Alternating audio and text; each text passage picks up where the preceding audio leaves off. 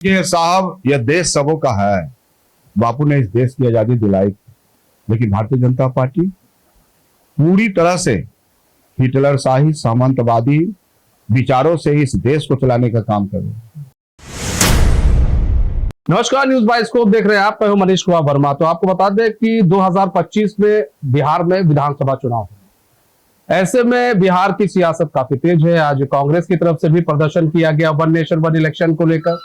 वहीं हम बात करें तो लगातार आरजेडी भी वन नेशन वन इलेक्शन का विरोध कर रही है। और आरजेडी की बात करें तो आरजेडी जो है माई बहन योजना की बात आरजेडी की तरफ से की जा रही है। और आरजेडी जो है लगातार माई बहन योजना को भी प्रोजेक्ट करने में लगी हुई है। आपने देखा होगा झारखंड सरकार में किस तरह से मैया सम्मान योजना को प्रोजेक्ट किया गया, उसी तरह माई बहन योजना को प्रोजेक्ट कर रही है, ताकि ये प्रोजेक्ट इस तरह से किया जा रहा है कि अगर इनकी सरकार ये सत्ता में आते हैं तो फिर माई बहन योजना जो है सत्ता में आते ही लागू कर दिया जाएगा।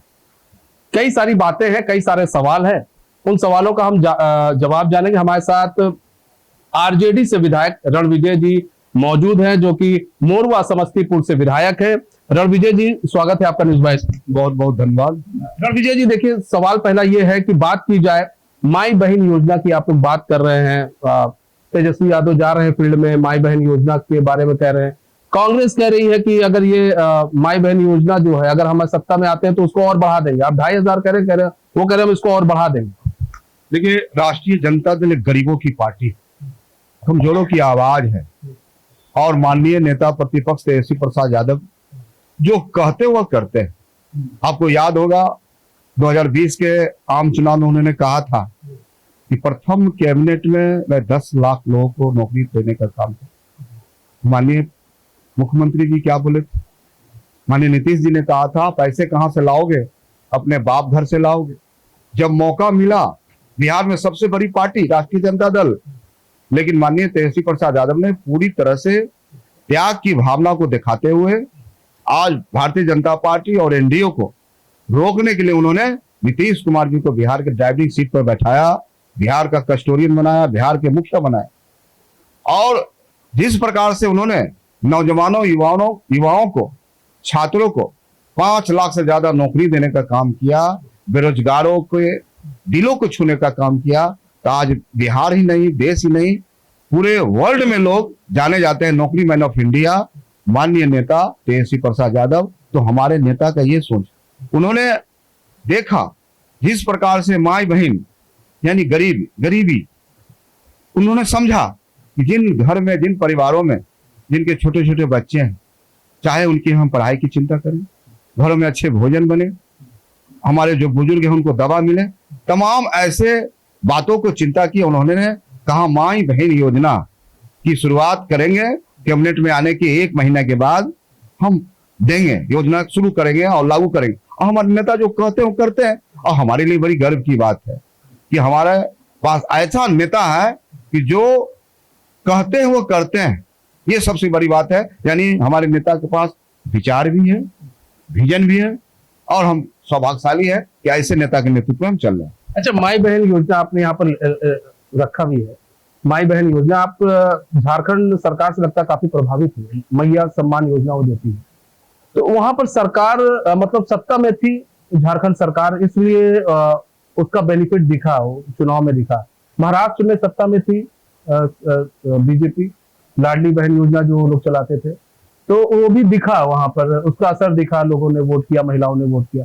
लेकिन यहाँ पर आप सत्ता में नहीं है, और ऐसे में नीतीश कुमार कई ऐसी योजनाएं चला रहे हैं और अभी वो यात्रा भी करेंगे। तो आपको लग रहा है कि वो और इसकी एक काट है माई बहन योजना जो नीतीश कुमार योजना चला रहे हैं महिलाओं की? देखिए, बिहार एक ऐसा स्टेट है जहां एक बड़ा समाजवादियों, बुद्धिजीवियों का गढ़ और काफी परिपक्व लोग, बुद्धिजीवी लोग यहाँ रहते हैं। और बिहार की जो वर्तमान हालात है, माननीय नीतीश कुमार जी जब डबल इंजन की सरकार में बैठे हैं और जनता से उन्होंने कहा था कि जब डबल इंजन की सरकार बनेगी तो हम विशेष राज्य का दर्जा लाएंगे, विशेष पैकेज हम ला देंगे बिहार को। लेकिन आप देखिए हालात क्या, बिहार से 8 मंत्री हैं साहब केंद्र सरकार में, एक भी मंत्री बोलने के तैयार नहीं है, उनके जुबान नहीं खुल पा रहे हैं, सत्ता के लालच में कुर्सी से चिपके हैं। तो जनता, बिहार की जनता देख रही है और राष्ट्रीय जनता दल कभी भी सुविधा की राजनीति नहीं की। राष्ट्रीय जनता दल हमेशा विचारों की राजनीति की है और कभी समझौता भी करने का काम नहीं किया। इसलिए आने वाला 2025 में बिहार के नौजवान युवा और माई बहन ने पूरी ताकत के साथ बिहार के मुख्यमंत्री तेजस्वी प्रसाद को बनाएंगे। बिहार से पलायन रुकेगा, बिहार का विकास होगा, बिहार उन्नति करेगा और बिहार तेजी से आगे बढ़ेगा। अच्छा, सवाल ये भी है कि मुख्यमंत्री की यात्रा होने वाली, प्रगति यात्रा होने वाली है। पहले महिला सम्मान यात्रा थी, अब संवाद यात्रा थी, तो उसको किस तरह से आप देख रहे हैं? और अब जो है प्रगति यात्रा नाम दिया गया है। 23 दिसंबर से यात्रा शुरू है। आपको सीएम की यात्रा से आरजेडी को कुछ डर लग रहा है कि भाई, क्योंकि सीएम अगर यात्रा में निकल रहे हैं तो फिर कई, अगर सीएम किसी के पास पहुंचते हैं तो अपनी बातों को रखते हैं, तो कई लोग जो है एक बार दिमाग में सोचते हैं कि देखो सीएम मेरे घर पे आए। देखिए, जिस प्रकार से माननीय मुख्यमंत्री जी ने शराबबंदी को लेकर पूरे बिहार में जो स्थिति पैदा कर दी है, तो बिहार की आवाम निश्चित रूप से इनके पूछेगी कि आप जिस प्रगति यात्रा में निकले हैं, आप इस चीज की यात्रा, इस चीज की प्रगति समझने का प्रयास कर रहे हैं कि शराब से, कितने जहरीली शराब से लोग मारे जा रहे हैं, कौन लोग हैं, कौन पिछड़े, अति पिछड़े, दलित, महादलित लोग मारे जा रहे हैं जहरीली शराब से। तो कहीं ना कहीं बिहार की आवाम, बिहार की महिलाएं, माँ बहन माननीय मुख्यमंत्री जी से प्रगति यात्रा में निश्चित रूप से यह सवाल करेगी और माननीय नीतीश जी को यह बताना पड़ेगा। अच्छा, एक चीज और भी है, बात की जाए अभी वन नेशन वन इलेक्शन को लेकर बात चल रही है, और कल आपने देखा किस तरह से संसद में विधेयक को रखा गया और जेपीसी के लिए भाई डिमांड हुई थी कि देखते हैं ये रखना चाहिए कि नहीं रखना चाहिए। बहुमत मिला वहां पर एनडीए को, और आप लोग मतलब कई लोगों ने इसके खिलाफ भी वोट किया। किस तरह से देख रहे हैं? जेपीसी में चला गया, अब जेपीसी में चर्चा होगी, उसके बाद आगे आएगा, तो किस तरह से देख रहे हैं वन नेशन वन इलेक्शन? देखिए साहब, यह देश सबों का है। बापू ने इस देश की आजादी दिलाई, लेकिन भारतीय जनता पार्टी पूरी तरह से हिटलर शाही सामंतवादी विचारों से इस देश को चलाने का काम कर रही है। और आपको याद होगा इसके राष्ट्रीय अध्यक्ष जी ने क्या कहा था? इसके राष्ट्रीय अध्यक्ष जी श्री जेपी नड्डा साहब ने कहा था कि देश से क्षेत्रीय पार्टी को खत्म कर दूंगा। तुगलकी फरमान, हिटलर शाही भाषा का उन्होंने प्रयोग किया था। यानी उनको लोकतंत्र में विश्वास नहीं। साहब, जनता चुनने का काम करती है। और एक खूबसूरती है हमारे देश की, अलग अलग संस्कृति है, अलग अलग विचारधारा है, अलग अलग भोजन है, अलग अलग पहनावा है, लेकिन हमारे लोग एक हैं, हिंदुस्तान है, हिंदुस्तानी है और इंडियन है। ये खूबसूरती है हमारे हिंदुस्तान। अच्छा रणविजय जी, एक आखिरी सवाल है कि देखिए यहाँ पर बात करें, कांग्रेस जो है कह रही हम 70 सीटों पर चुनाव लड़ेंगे, और उप मुख्यमंत्री की बात कही जा रही है, दो मुख्यमंत्री की, तो क्या प्रेशर डाला जा रहा है आरजेडी के ऊपर?